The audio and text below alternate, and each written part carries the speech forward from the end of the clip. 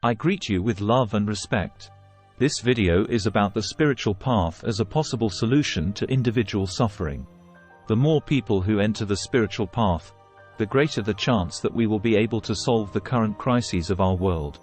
In the words of Mahatma Gandhi, the change you want to see in the world starts with yourself. If we work on ourselves internally and become more and more aware, compassionate and wise, we can have a positive impact on our environment and thus on the world. Different religions were created based on the teachings of the great sages of the past, which, if we examine them more closely, we can see that there are striking common features between the basic philosophies of most religions.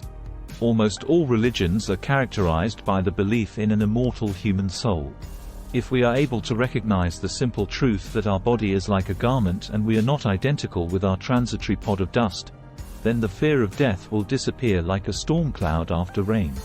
Those who connect with their immortal being can live a much happier and more peaceful life without the fear of death. It is also characteristic of most religions that they teach that our existence has a purpose. The basis of their moral teachings is also the same, which is expressed most succinctly by the golden rule: treat others as you would like to be treated. However, in order for someone to be able to interpret and apply this correctly, a long learning process, in other words, spiritual development, is necessary. But one life is not enough for someone to reach the highest level of consciousness and to be qualified to gain admission to the heaven proclaimed by Christians. If God truly loves His children unconditionally, then He always gives another chance to correct mistakes and never sends anyone to eternal damnation. That is why the return is necessary. According to materialist thinking, human consciousness is created by biochemical processes taking place in the brain, and consciousness is destroyed with the death of the body. But nature never wastes. Every single leaf or small insect, even bacteria, has its own important role. Why would it be different with human consciousness? A person gathers experience, learns and develops for 70-80 years, and then it all goes in the trash? When the sun goes down, we don't believe there won't be another dawn. If the leaves fall in autumn and nature seems to die, we don't believe that there won't be spring again. Human existence must also be characterized by cyclicality, just like everything in nature. If we embrace the truth of the eternal cycle of the human soul, we can move more consciously on the long road to the highest level of wisdom, for which we have more than just one life at our disposal. If you observe people, you can quickly notice how different their personalities are. There are people whose company really irritates them. There are people who are characterized by selfishness, narcissism, superficiality, materialism, aggression and complete insensitivity to others. On the other hand, there are those, and in my experience there are fewer of them, whose personality radiates calmness, wisdom, compassion and serenity.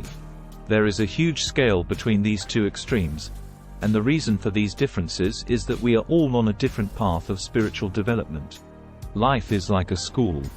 There are those who have already attended the first grade many times, and there are those who are already completing their higher education. The spiritual path is analogous, but can still be divided into degrees. Different spiritual teachings divide the spiritual path into stages in different ways. Now I would like to present an 8-level division that can help you roughly determine where you are in spiritual development. The first stage belongs to the materialistic person who is not yet mature enough to enter the spiritual path. They currently make up the majority of humanity. The characteristic of the inveterate materialist is the search for physical well-being, which state is characterized by sensual craving. There is very little regard for the feelings of others, and no philosophical goals at all. Such a person does not recognize the afterlife at all and does not believe in the existence of any higher power. The second stage is the spiritual pathfinder, in which the person first realizes that there are forces and entities greater than himself.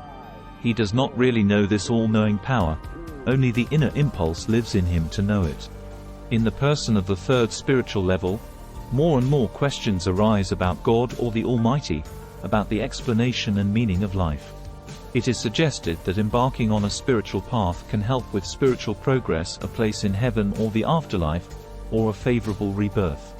You usually need a teacher to help you on this spiritual path. In the person of the fourth level, the sense of responsibility for oneself increases. It becomes quite clear that following religious dogma is not enough. This level is characterized by respect for life and tolerance for the beliefs of others, as well as a deeper understanding of spiritual teachings. A person of the fifth level tirelessly strives to understand the hidden meaning of life. Such a person is aware that his existence has an ultimate purpose and meaning and works to deepen the related knowledge within himself. The search for the answer encourages a person to regularly perform spiritual exercises. The sixth is the level of the Master Soul, who remains calm in all circumstances, does not lose patience, and is always aware of his divine heritage. He knows no fear. He knows that there is nothing in the entire universe that can harm him. Simple and helpful, he values and respects all life. He never brags about what he has achieved, so he can be recognized by his earliest actions. The seventh is the level of the sage. They are the real guardians of the earth. They are here, watching what is happening. They help people directly because they are dedicated to the earth. They live a simple life. It's very hard to see them these days. They don't like cities too much. They live in small settlements or in the open air, in the desert or in the mountains, in simple dwellings. Some of them also migrate. In earlier periods of Earth's history, they were revered as oracles, infallible sages of truth. They like to stay among simple, ordinary people, because they can best influence their God. They are deeply understanding and their advice is extremely wise. Material things mean nothing to them. In almost all cases, some form of suffering starts us on the spiritual path. This can be many kinds of suffering. It can be a permanent fear of death, some kind of illness, grief, love, sorrow, financial difficulties, etc. If suffering prompts us to ask the right questions, it can become a catalyst for our spiritual growth. The first questions are usually why I suffer and how I can get rid of the suffering. We can find our answers in a book, a movie, a video. We can get them from an acquaintance or a lecturer in a course, but it is best if we learn to find our own inner answers within ourselves as soon as possible. Each answer raises another question, to which we again seek an answer and thus move forward on the spiritual path. The law of karma, which is none other than the law of cause and effect, is closely connected with the doctrine of reincarnation, i.e. soul migration, reincarnation or rebirth. Karma means our thoughts, words, and actions, their formation into habits and personality traits, and it also means that we ourselves have to experience the consequences of all our actions, with which we exert influence on others, in the future. If we cause suffering to someone in a different form and time, even in this life or in the next life, we must experience the same amount of suffering. The same is true for actions that bring joy to others. Our current body, personality, living conditions, and even those of our relatives are the result of the actions, words, and thoughts of our previous incarnations. Our karma can be cleansed, burned or worked through by performing various spiritual practices.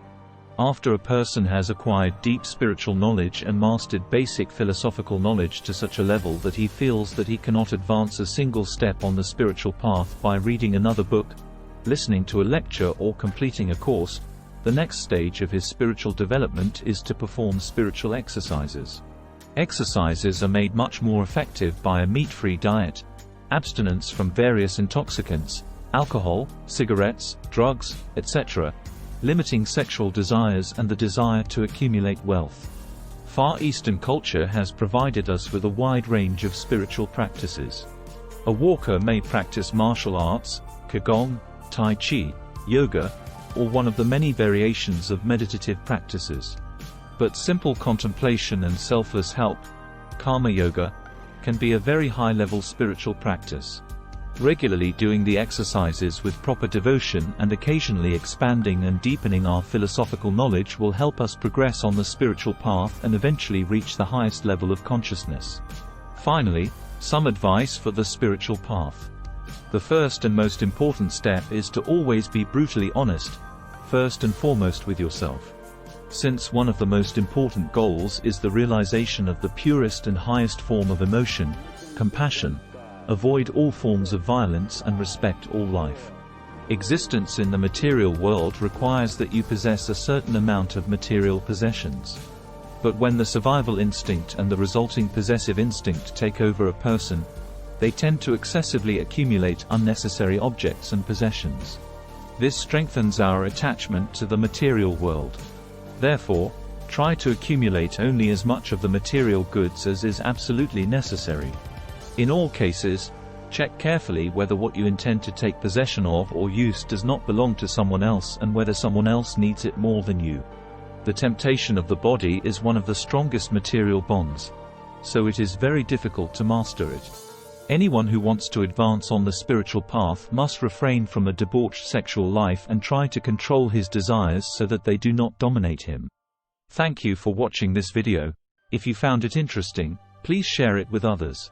Let there be as many awakening spirits as possible.